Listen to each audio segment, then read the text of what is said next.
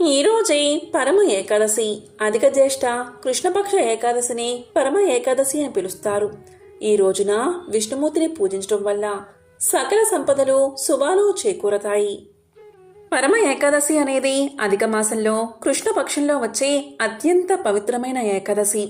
ప్రతి 3 సంవత్సరాలకు ఒకసారి మాత్రమే వచ్చే ఈ ఏకాదశిని పురుషోత్తమ ఏకాదశి లేదా కమల ఏకాదశి అని పిలుస్తారు. ఈ వ్రతాన్ని ఆచరించడం వల్ల దారిద్ర్యం తొలగిపోయి సర్వ పాపాలు నశించి అంతిమంగా మోక్షం సిద్ధిస్తుందని నమ్మకం. మరి ఇంతటి విశేషమైన రోజు పరమ ఏకాదశి కథను ఎవరైతే వింటారో వారికి సకల శుభాలు కలుగుతాయి. మరి ఆ కథ ఏంటో ఇప్పుడు తెలుసుకుందాం. పూర్వం ఒకసారి పాండవాగ్రజుడైన ధర్మరాజు శ్రీకృష్ణుడితో ఇలా పలుకుతాడు: శ్రీకృష్ణ, మధుసూదన, జనార్దన, మాధవ, అధిక మాసంలో కృష్ణపక్షంలో వచ్చే ఏకాదశి పేరు ఏమిటి? ఆ ఏకాదశి వ్రతాన్ని ఆచరిస్తే ఎటువంటి ఫలితం కలుగుతుందో దయచేసి నాకు వివరించు కృష్ణ అని కోరతాడు. అప్పుడు శ్రీకృష్ణుడు ఇలా సమాధానం చెప్తాడు: ఓ ధర్మరాజా, పాండవాగ్రజ, అధిక మాసంలో కృష్ణపక్షంలో వచ్చే ఏకాదశిని పరమ ఏకాదశి అంటారు. పరమ ఏకాదశి పవిత్రతను తెలిపే కథను ఇప్పుడు చెప్తాను, శ్రద్ధగా విను అంటూ ఇలా చెప్పడం ప్రారంభించాడు శ్రీకృష్ణుడు. పూర్వకాలంలో కాంపిల్య నగరంలో సుమేధ అనే ఒక బ్రాహ్మణుడు ఉండేవాడు. ఆయన వేదశాస్త్రాలు తెలిసిన ఉత్తమ ధర్మాత్ముడు. అతని భార్య పేరు పవిత్ర. ఆమె మహాపతివ్రత మరియు దయాహృదయం కలిగినది. వారు ఎంత ధర్మాత్ములు, పుణ్యాత్ములు అయినప్పటికీ గత జన్మలో చేసిన కొన్ని పాపాల కారణంగా ఆ దంపతులిద్దరూ తీవ్రమైన పేదరికాన్ని అనుభవిస్తూ ఉండేవారు. వారికి తినడానికి సరైన ఆహారం, కట్టుకోవడానికి బట్టలు, ఉండడానికి సరైన ఇల్లు కూడా ఉండేవి కావు. అంతటి దరిద్రంలోనూ పవిత్ర తన భర్తకు ఎంతో నమ్మకంగా సేవ చేసేది. ఇంటికి ఎవరైనా అతిథులు వస్తే తాను పస్తున్నా సరే ఉన్న కొద్దిపాటి ఆహారాన్ని వారికి పెట్టేది. ఒకరోజు సుమేధ తన భార్యతో ఇలా పలికాడు: నేను ఎంత ప్రయత్నించినా మనకు దారిద్ర్యం వదలడం లేదు. ఇక్కడ భిక్షం అడిగినా ఏమీ దొరకడం లేదు. కాబట్టి నేను సంపాదన కోసం దేశాంతరం అంటే వేరే ప్రాంతానికి వెళ్తాను అని పలికాడు. అందుకు పవిత్ర ఎంతో వివేకంతో భర్తకు ఇలా చెప్పింది: నాదా, మనిషికి ఈ జన్మలో లభించే సంపద అనేది గత జన్మలో చేసిన దాన ధర్మాలపై ఆధారపడి ఉంటుంది. మనం గతంలో దానం చేయకపోతే ఇక్కడైనా వేరే దేశంలో అయినా సుఖం దక్కదు. విధిరాసి పెట్టింది ఎక్కడున్నా మనకు లభిస్తుంది.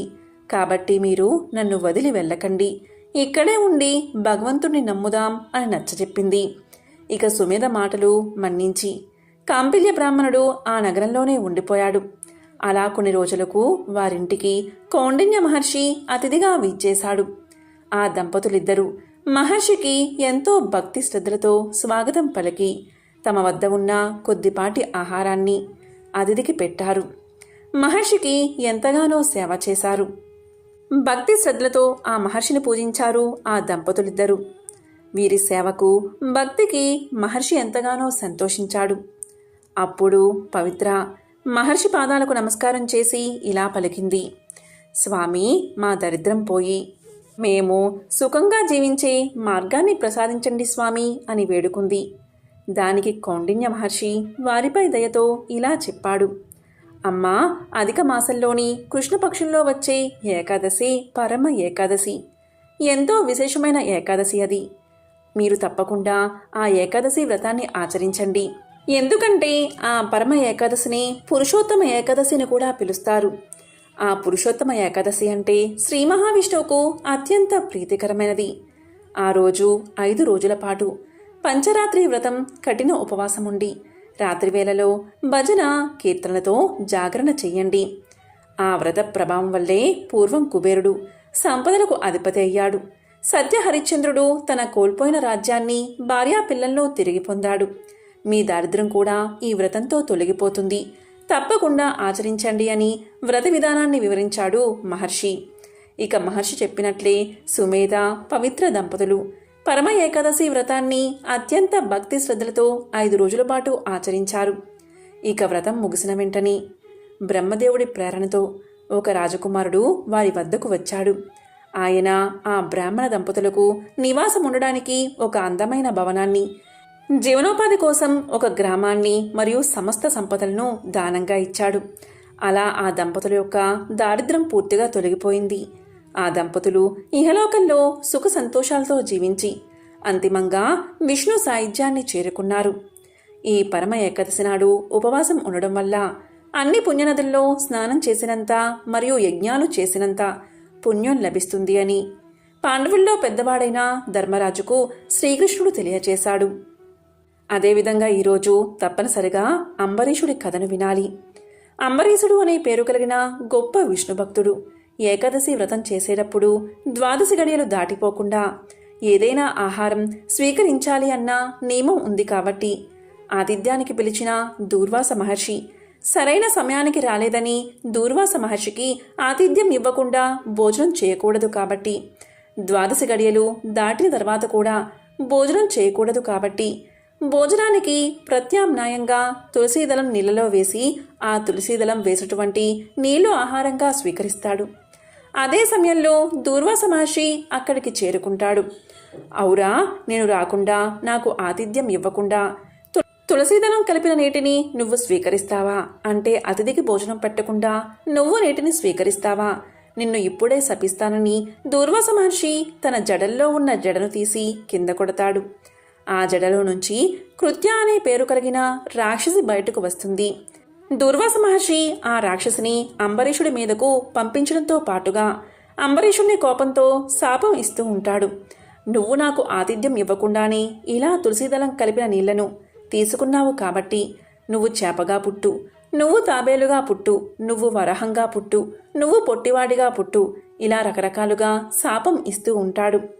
అంబరీషుడు గొప్ప విష్ణు భక్తుడు కాబట్టి ఆయన శరీరంలోకి విష్ణుమూర్తి ప్రవేశించి దూర్వాస మహర్షి ఇచ్చే శాపాలన్నీ కూడా తాను తీసుకుంటూ ఊ ఊ ఊ అంటూ ఉంటాడు.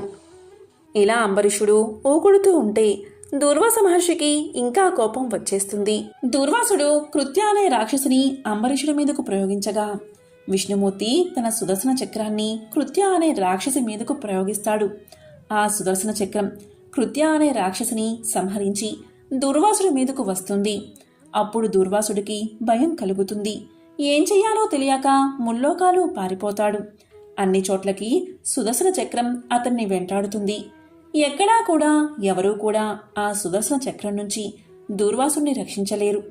అప్పుడు దూర్వాస మహర్షికి ఏం చెయ్యాలో తెలియక మళ్ళీ తిరిగి అంబరీషుడి దగ్గరకు వచ్చి నువ్వే రక్షించాలి అని నమస్కారం చేస్తాడు.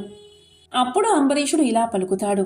అయ్యా, మీరు గురువులు, గొప్పవారు, తపశ్శక్తి సంపన్నులు, మీరు నాకు నమస్కారం చేయకూడదు అని విష్ణుమూర్తిని అంబరీషుడు ప్రార్థించగా ఆ సుదర్శన చక్రం శాంతిస్తుంది. అప్పుడు అంబరీషుడు దూర్వాసుడితో ఇలా పలుకుతాడు. మీరు ద్వాదశి గడియల్లో ఉన్నారు కాబట్టి ఆహారం స్వీకరించండి, నా ఆతిథ్యం స్వీకరించండి అని కోరతాడు. అయితే దూర్వాస మహర్షి ద్వాదశి గడియలు ఎప్పుడో పూర్తయిపోయాయి కదా, ఇంకా ద్వాదశి గడియలు ఉండడం ఏమిటి అని అడగ్గా అంబరీషుడు ఇలా పలుకుతాడు. స్వామి, మీరు క్రిత సంవత్సరం ద్వాదశి రోజు నా దగ్గరికి వచ్చారు. ఈ సుదర్శన చక్రం నుంచి తప్పించుకోవడానికి మీరు సంవత్సర కాలం పాటు ముల్లోకాలు తిరిగారు. సంవత్సరం పూర్తయిపోయి మళ్లీ బహుళపక్ష ద్వాదశి ఈ రోజుకు వచ్చింది. నా దగ్గరకు వచ్చారు. స్వామి, సంవత్సరం పాటు సుదర్శన చక్రం నుంచి రక్షించబడడానికి మీరు ముల్లోకాలు తిరిగి నా దగ్గరకు వచ్చారు అని అంబరీషుడు చెప్తాడు. అప్పుడు అంబరీషుడికి ఎంతో ఆనందంతో దూర్వాస మహర్షి నమస్కారం చేసి ఆయన ఆతిథ్యాన్ని స్వీకరిస్తాడు. ఈ సంవత్సర కాలం పాటు కూడా అంబరీషుడు ఆహారం స్వీకరించలేదని పౌరాణిక గ్రంథాల్లో ఉంది. ఆయన ప్రతిరోజు కూడా తులసీదళం కలిపిన నీళ్లే స్వీకరిస్తూ ఉండిపోయాడట. అందుకే అంబరీషుడికి అంత పేరు వచ్చింది. ఏకాదశి వ్రతాన్ని అంత గొప్పగా పాటిస్తాడు అనే పేరు ఉంది. అంటే అతిథికి ఒక సంవత్సరం ఏకాదశి అయిపోయాక ద్వాదశి రోజు భోజనం పెట్టలేదు. ఆ అతిథి ముల్లోకాల్లో తిరుగుతున్నాడు. సుదర్శన చక్రం వెంటాడుతుంది. మళ్ళీ ఆ అతిథి వచ్చి భోజనం ఆ అతిథికి పెడితే తప్ప తాను ఆహారం స్వీకరించకూడదు అన్న నియమంతో సంవత్సరం పాటు ఆహారం స్వీకరించకుండా దూర్వాస మహర్షికి ఆహారం ఇచ్చిన తర్వాతే తాను కూడా ఆహారం స్వీకరించాడు అని పౌరాణిక గ్రంథాలు తెలియచేస్తున్నాయి. ఎంతో పవిత్రమైన విశేషమైన ఈ పరమ ఏకాదశి రోజు ఈ కథను విన్నవారికి లక్ష్మీనారాయణల సంపూర్ణ అనుగ్రహం కలుగుతుంది. పూర్వం కృతయుగంలో మురుడు అనే రాక్షసుడు ఉండేవాడు. మిక్కిలి భయంకరమైన ఆకారం ఆ రాక్షసుడిది. అంతటి భయంకరమైన ఆకారాన్ని చూసిన దేవతలంతా భయపడి పారిపోయారు. దేవతల్లో మొదటివాడు గొప్పవాడైన ఇంద్రుడు కూడా ఆ రాక్షసుడిని జయించలేకపోయాడు. ఆ రాక్షసుడు 12 మంది ఆదిత్యులను, 8 మంది వసువులను, బ్రహ్మదేవుణ్ణి, వాయుదేవుణ్ణి, అగ్నిహోత్రుణ్ణి, ఇంకా ప్రధానులైన దేవతలను కూడా జయించాడు. అతని ఉగ్రమైన స్వభావాన్ని ఎవరూ సహించలేకపోయారు. పదవిని పోగొట్టుకున్న ఇంద్రుడు కైలాసానికి చేరుకుని జరిగిన విషయాన్నంతా శంకరుడికి ఇలా విన్నవించాడు. దేవదేవా, మా దేవతలందరూ స్వర్గం నుండి భ్రష్టులైపోయారు. భూలోకంలో దరిద్రులై సంచరిస్తున్నారు. మరి మా దేవతల గతి ఏమిటి? ఇక దేవతలంతా స్వర్గాన్ని పొందడానికి ఉపాయం ఏదైనా ఉంటే సెలవియ్యండి అని ప్రార్థించాడు. దేవేంద్రుడి ప్రార్థన విన్న పరమేశ్వరుడు ఇలా పలికాడు. ఇంద్రా, నీకు కలిగిన ఈ బాధను నా వద్ద మొరపెట్టుకుంటే ఏం లాభం? నీవు గరుడధ్వజుడైన శ్రీ మహావిష్ణువు దగ్గరికి వెళ్ళి, అంటే వైకుంఠానికి చేరుకుని నీకు కలిగిన దుస్థితి గురించి శ్రీపతికి వివరించు. అందరూ శరణు వేడవలసింది అతన్నే.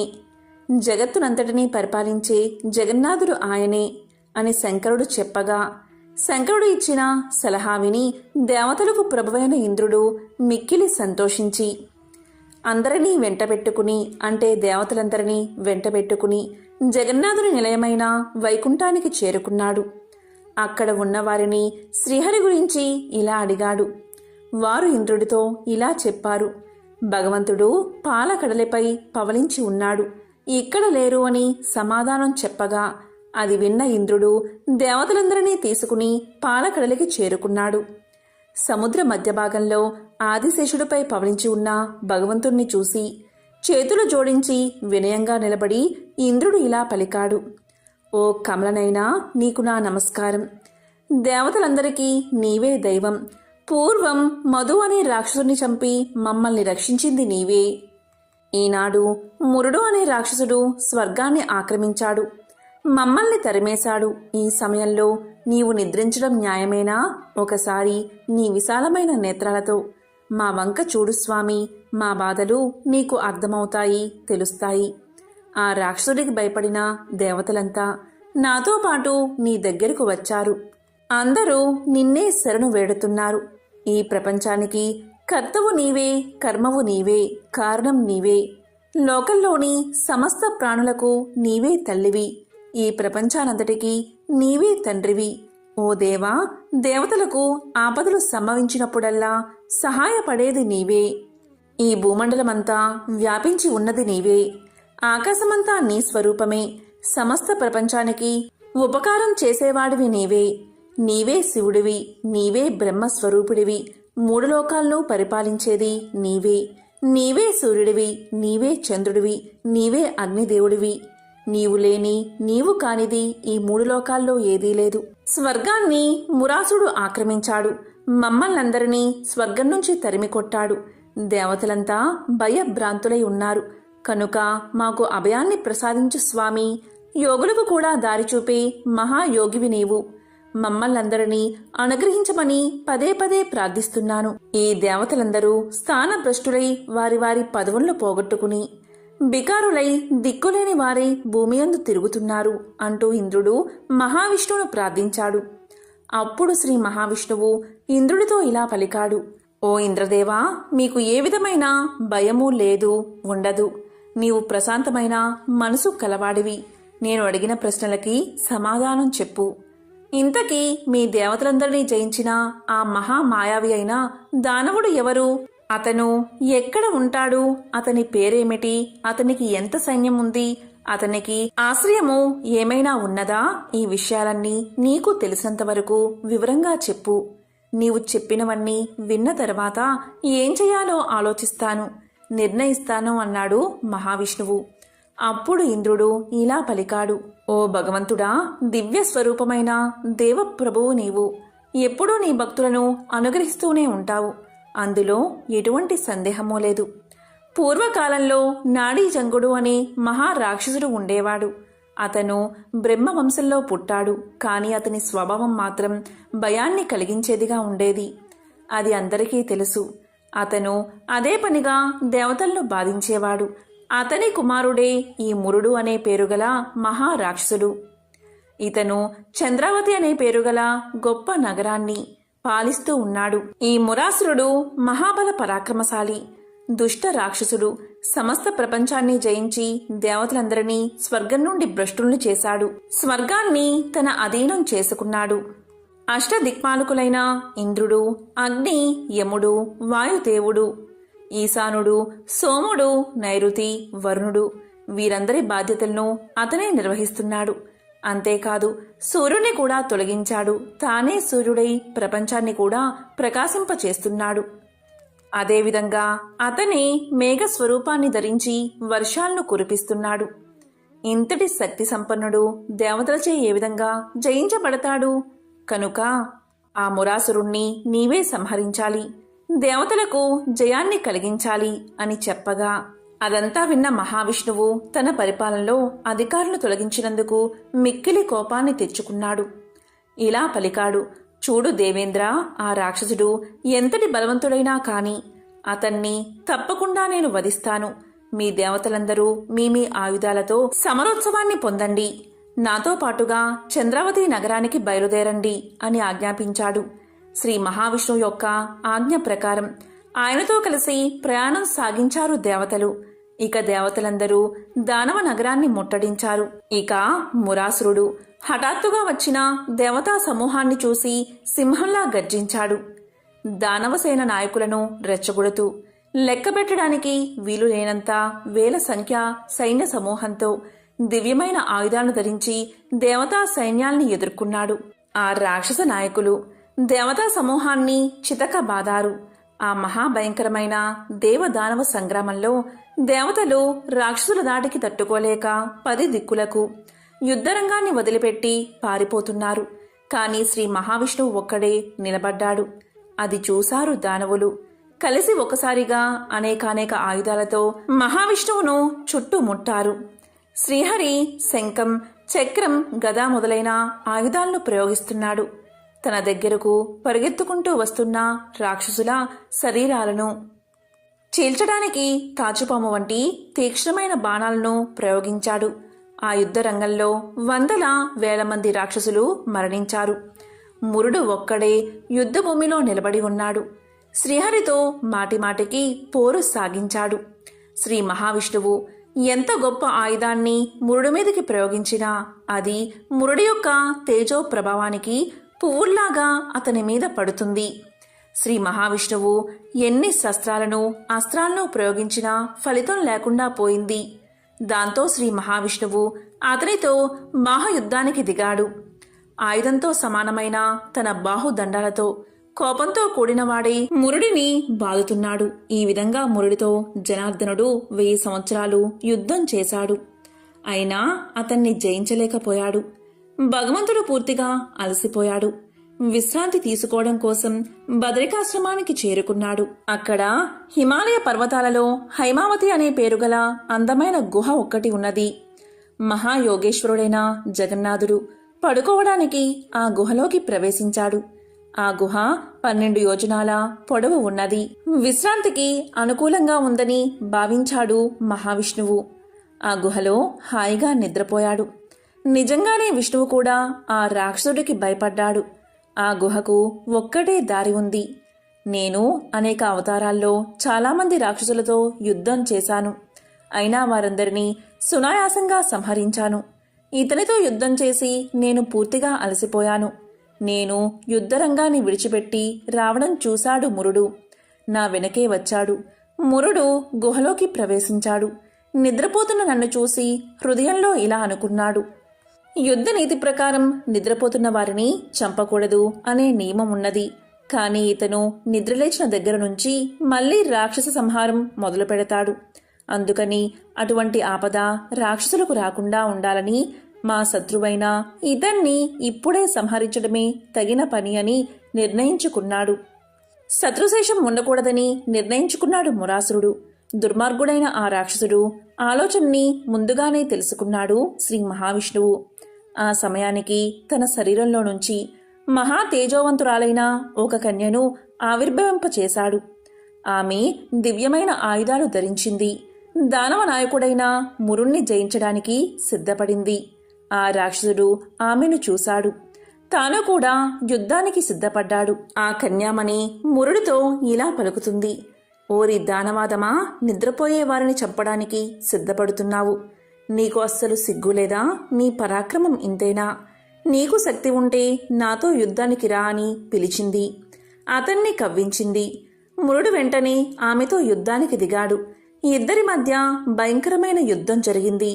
ఆ బాలిక యొక్క యుద్ధ నైపుణ్యాన్ని చూసిన మురుడు ఎంతో ఆశ్చర్యపోయాడు. ఈ కన్య ఎంతో సుకుమారంగా ఉన్నప్పటికీ ఈమెలో రౌద్రరసం ఉట్టి పడుతుంది. ఈమె ఎవరిచేత సృష్టించబడిందో ఏమో కాని ఈమె ప్రయోగించిన ఆయుధాలు పిడుగుద్దుల వలె నా మీద పడుతున్నాయి. ఈమె సాధారణమైన స్త్రీ కాదు. కనుక సావధానంగా యుద్ధం చేయాలని నిర్ణయించుకున్నాడు మురాసురుడు. ఆమెతో చాలా జాగ్రత్తగా యుద్ధం చేస్తున్నాడు. కాని ఆ మహాదేవి అతనితో అంతసేపు యుద్ధం చేయడానికి ఇష్టపడక త్వరగా అతని ఆయుధాలను ముక్కలు చేసింది. అతన్ని ఆయుధాలు లేనివాడిగా చేసింది. ఇదంతా ఒక్క క్షణంలోనే జరిగిపోయింది. అతని రథాన్ని కూడా విరిచి పారేసింది. రాక్షసుడు తన పరాక్రమాన్ని చూపించడానికి ఆమెతో బాహుయుద్ధం చేయడానికి సిద్ధపడ్డాడు. దీంతో ఆమె తన అరచేతితో అతని వక్షస్థలం మీద ఒక్క దెబ్బ కొట్టింది. వెంటనే మురాసురుడు నేల మీద పడిపోయాడు. ఆయన వెంటనే లేచి ఆమెను కొట్టడం కోసం ఆమె మీదకు పరిగెత్తుకుంటూ వచ్చాడు. ఈ విధంగా పరిగెత్తుకుంటూ వస్తున్న ఆ మహారాక్షసుడి శిరస్సును ఆ కన్య క్షణకాలంలో భూమి మీద పడేటట్లు నరికి వేసింది. తలతెగిన మురాసురుడు యమపురికి వెళ్ళిపోయాడు. ఆ దానవుడు మరణించగా మిగిలిన రాక్షసులు భయంతో బాధపడుతూ దీనంగా పాతాళలోకం చేరుకున్నారు. ఇలాంటి గందరగోళానికి శ్రీహరి నిద్రలేచాడు. తన ఎదురుగా మరణించి ఉన్న మురాసురుణ్ణి చూశాడు. ప్రపంచమంతటికీ ప్రభువైన శ్రీహరికి చేతులు జోడించి వినయంగా నమస్కారం చేస్తూ తన ఎదుట నిలబడిన కన్యామణ్ణి చూసి ఆశ్చర్యంతో కళ్ళు పెద్దవి చేస్తూ ఆమెతో ఇలా పలికాడు: దుష్టబుద్ధి అయిన ఆ రాక్షసుడు యుద్ధంలో ఎవరిచేత చంపబడ్డాడు? దేవతలు, ఇంద్రుడు, గంధర్వులు, నాగలోక వాసులు, అష్టదిక్పాలకులు అందరూ కూడా ఆ రాక్షసుడి చేతిలో పరాజితులు అయ్యారు. మరి ఇతన్ని ఎవరు చంపారు? వారందరి మాట ఎందుకు? నేను కూడా ఆ రాక్షసుడితో యుద్ధం చేశాను. ఇక చేసి అలసిపోయి ఇక చెయ్యలేక ఈ రహస్య గుహలోకి ప్రవేశించాను. ఇక్కడే నిద్రపోయాను. ఒక విధంగా ఆలోచిస్తే అతను నన్ను కూడా జయించినట్లే కదా. యుద్ధరంగం నుండి పారిపోయి వచ్చిన నన్ను ఎవరో దయతలచి రక్షించారు, అతన్ని సంహరించారు అని పలికాడు శ్రీహరి. అప్పుడు ఆ స్త్రీ ఇలా పలుకుతుంది: ప్రభు, నేను మీ శక్తి విశేషాన్ని నన్ను చూసి సమస్త శత్రువులు భయపడతారు. నేను మీ అంశచేతనే పుట్టాను.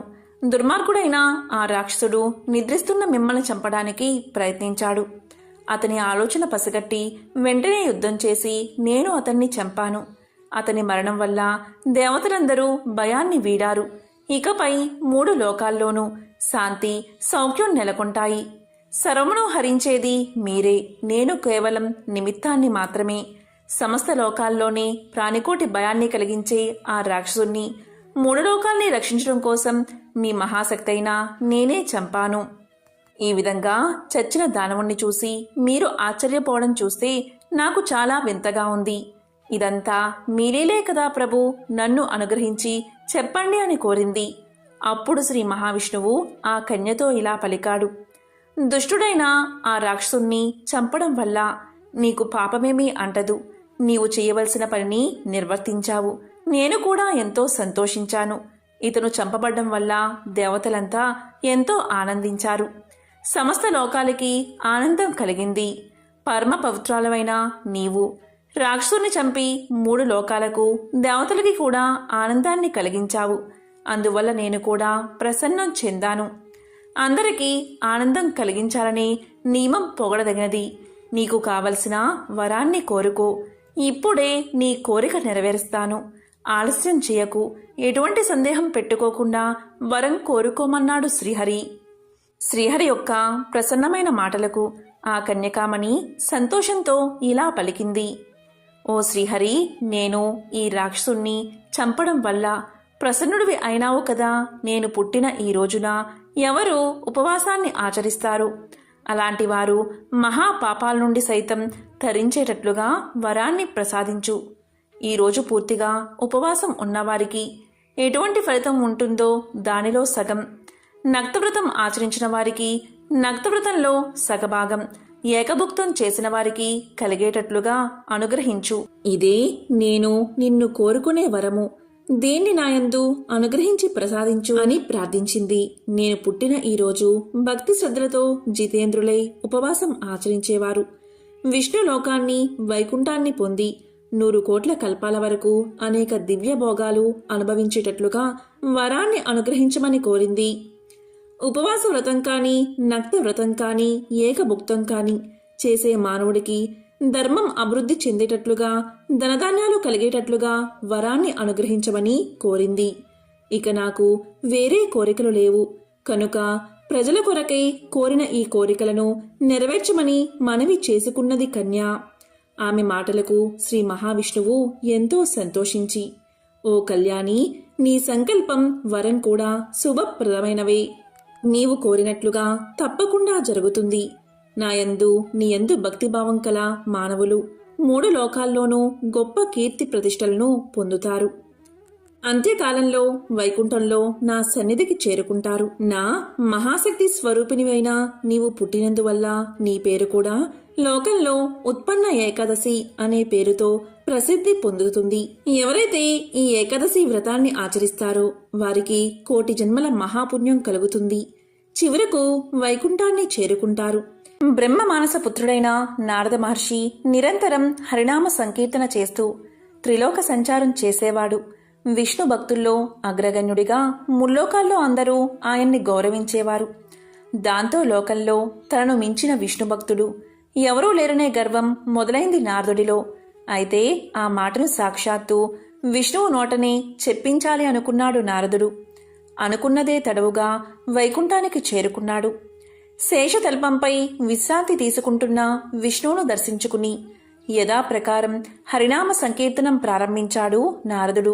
మహావిష్ణువు మహదానందంగా నారదుడి సంకీర్తనను అరమోడ్పు కన్నులతో పరవశుడై ఆస్వాదించాడు. సంకీర్తన తర్వాత నారదుణ్ణి కుశల ప్రశ్నలు వేశాడు. కుశల ప్రశ్నలు పూర్తయ్యాక నారదుడు తన మనసులోని మాటను బయటపెట్టాడు. దేవా, నాదో చిన్న సందేహం, మీరే దాన్ని తీర్చాలి అంటూ వినయంగా అర్థించాడు. ఏమా సందేహం, సంకోచించకుండా అడుగు అన్నాడు విష్ణువు చిరునవ్వులు చిందిస్తూ. ముల్లోకాల్లో మిమ్మల్ని కొలిచే భక్తులలో ఎవరు అగ్రగణ్యుల్లో మీ నోటని తెలుసుకోవాలి అనుకుంటున్నాను దేవా అన్నాడు నారదుడు.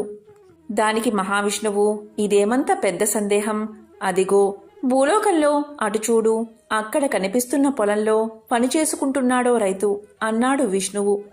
చూశాను ప్రభు అన్నాడు నారదుడు. అందరికంటే అతడే నా భక్తుల్లో అగ్రగణ్యుడు అన్నాడు విష్ణువు. హతాశుడయ్యాడు నారదుడు. తన పేరే చెబుతాడు అనుకుంటే ఎక్కడో మారుమూల గ్రామంలో పొలాన్ని సాగు చేసుకునే రైతు రోజుకి 4-5 సార్లు కంటే నారాయణ్ణి తలుచుకోని సామాన్యుడు తన భక్తుల్లో అగ్రగణ్యుడని చెప్పడానికి మహావిష్ణువుకి మనసెలా వచ్చింది అని మదనపడసాగాడు నారదుడు. నారదుడి అంతర్మదనాన్ని గ్రహించిన విష్ణువు, నారదా, నువ్వే అతడి వద్దకు వెళ్ళు, అతడి భక్తి ఏపాటిదో నీకే తెలుస్తుంది అన్నాడు. ఇదేదో తేల్చుకోవాలి అనుకున్నాడు నారదుడు. సరే అంటూ భూలోకానికి చేరుకున్నాడు. నేరుగా ఆ రైతు ముందు ప్రత్యక్షమయ్యాడు. తన ఎదుట సాక్షాత్తు నారద మహర్షి ప్రత్యక్షం కావడంతో ఆ రైతు పరమానంద భరితుడయ్యాడు. అయ్యా, మహావిష్ణువు ఎలా ఉన్నారు? వైకుంఠంలో ఆయన క్షేమమేనా? అభాగ్యుణ్ణి, ఎప్పుడో తప్ప ఆయన్ని తలుచుకునే తీరికే ఉండదు నాకు. మీ దర్శనంతో సాక్షాత్తు విష్ణువుని చూసినంత ఆనందం కలుగుతుంది అంటూ నారదుడికి అతిథి మర్యాదలు చేశాడు. నారదుడు తిరిగి బయలుదేరే ముందు, అయ్యా, చిన్న కోరిక అన్నాడు ఆ రైతు. ఏంటో చెప్పమన్నట్లుగా చూశాడు నారదుడు. ఒక కుండలో పాలు తెచ్చి ఇచ్చాడు రైతు. అయ్యా, నా కానుకగా ఈ పాలకుండను వైకుంఠానికి తీసుకువెళ్ళి విష్ణుదేవులకి నివేదించండి అన్నాడు రైతు. అప్పుడు నారదుడు అదెంత పని అంటూ పాలకుండ తీసుకుని వైకుంఠానికి బయలుదేరాడు. అయితే పాలు ఎక్కడ తొనిగిపోతాయో అనే భయంతో జాగ్రత్తగా కుండను పొదివి పట్టుకున్నాడు. మొత్తానికి ఎలాగోలా వైకుంఠానికి చేరుకుని విష్ణువును దర్శించుకున్నాడు. రైతు ఇచ్చిన పాలకుండను అందించాడు. దేవా, ఆ రైతుకు ఎప్పుడో తప్ప మిమ్మల్ని తలుచుకునే తీరిక ఉండదట. రోజుకు 4-5 సార్లు తలుచుకుంటాడట అన్నాడు ఫిర్యాదు చేసినట్లుగా. ఈ పాలకుండను తెస్తున్నప్పుడు నువ్వు నన్ను ఎన్నిసార్లు తలుచుకున్నావు అని ప్రశ్నించాడు విష్ణువు. ఒక్కసారి కూడా తలుచుకోలేదు. నా దృష్టి మొత్తం పాలకుండపైనే ఉంది. పాలెక్కడ తొణికిపోతాయో అనే ఆందోళనే నా మనసంతా నిండిపోయింది అని తలదించుకుని బదులిచ్చాడు నారదుడు.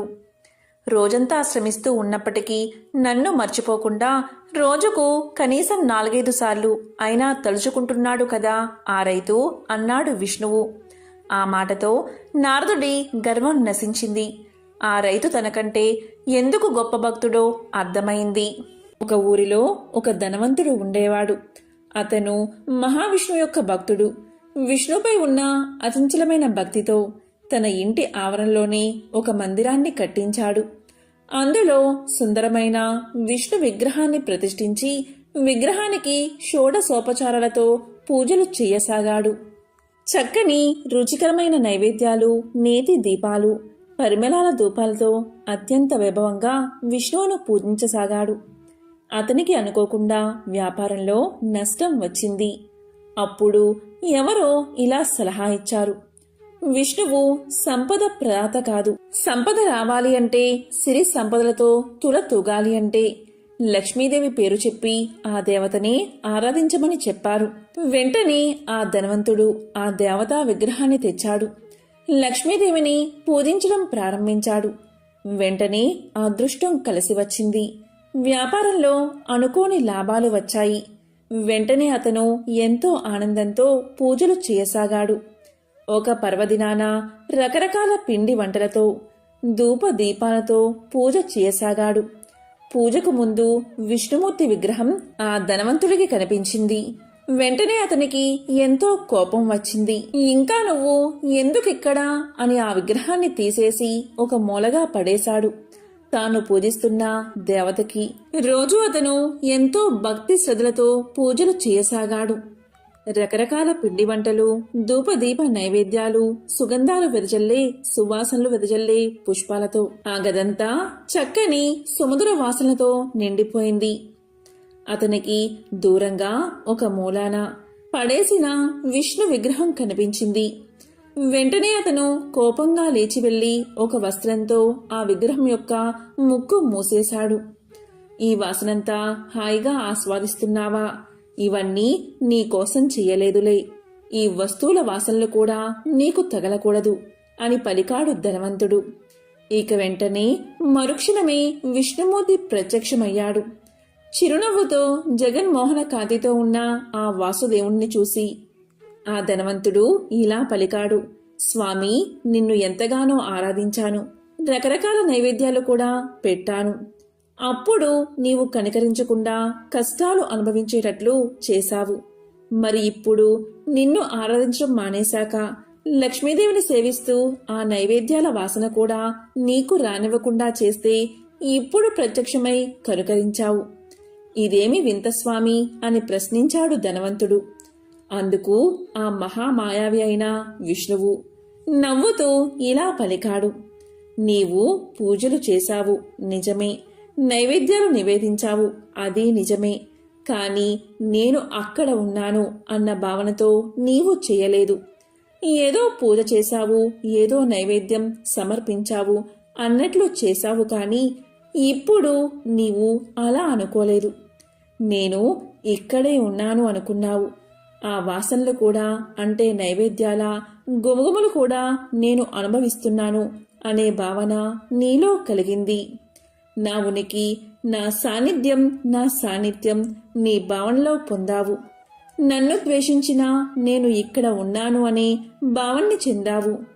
ఇక్కడే ఉన్నా నా ముక్కు మోసావు అంటే అంత ప్రత్యక్ష భావన నీలో కలిగింది. ఎప్పుడైతే ఆ భావన నీలో కలిగిందో నా సాక్షాత్కారం లభించింది అన్నాడు మహావిష్ణువు. దానికి ఆ విష్ణు భక్తుడికి ఎంతో ఆనందం కలిగింది.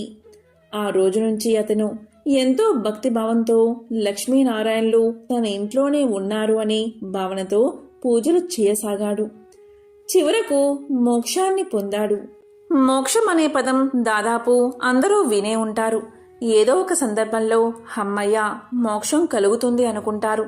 ఇంతకీ మోక్షం అంటే ఏమిటి, అదెలా లభిస్తుందో తెలియచేసే పురాణ కథ ఇది. త్రిలోక సంచారి అయిన నారదుడు ఒకసారి భూమి మీద ఉన్న విష్ణు భక్తులను పలకరించేందుకు వెళ్ళాడు. ఆయన 3 వ్యక్తుల్ని కలిశారు. వారిలో మొదటి వ్యక్తి ఒక ముని. నిత్యం హరినామ స్మరణలోని మునిగితేలే ముని దగ్గరకు వెళ్ళాడు నారదుడు. నారదుణ్ణి చూసిన ముని ఇలా పలికాడు, అయ్యా, వైకుంఠం నుంచి ఎప్పుడు వచ్చారు? విష్ణు భగవానుడు ఎలా ఉన్నారు? ఏం చేస్తున్నారు? మీరు తరచూ వైకుంఠానికి వెళ్తూ ఉంటారా అని ప్రశ్నలతో ముంచెత్తాడు. దానికి స్పందించిన నారదుడు ఇలా చెప్పాడు, శ్రీ మహావిష్ణువు బాగానే ఉన్నారు. వైకుంఠానికి నేను తరచూ వెళ్తూనే ఉంటాను అని సమాధానం చెప్పాడు. అప్పుడు ముని ఇలా అడిగాడు, అయితే స్వామి, ఈసారి మీరు వైకుంఠానికి వెళ్ళినప్పుడు నాకు మోక్షం ఎప్పుడు ప్రసాదిస్తారో స్వామివారిని అడగండి అన్నాడు. సరే అని ముందుకు సాగిన నారదుడు ఆ తరువాత చెప్పులు కుట్టే వ్యక్తికి కనిపించాడు. అప్పుడు చెప్పులు కుట్టే వ్యక్తి ఇలా పలికాడు, స్వామి, మిమ్మల్ని చూస్తే సాక్షాత్తు ఆ విష్ణుమూర్తినే చూసినట్లుంది. స్వామివారు ఎలా ఉన్నారు? వైకుంఠం నుంచి మీరు ఎప్పుడు వచ్చారు? ఏం చేస్తున్నారు అని అడిగాడు. అప్పుడు నారదుడు ఇలా చెప్పాడు, స్వామి బాగానే ఉన్నారు. నేను మళ్ళీ అక్కడికే వెళ్తున్నాను. నీ గురించి ఏమన్నా అడగమంటావా అన్నారు నారదులవారు.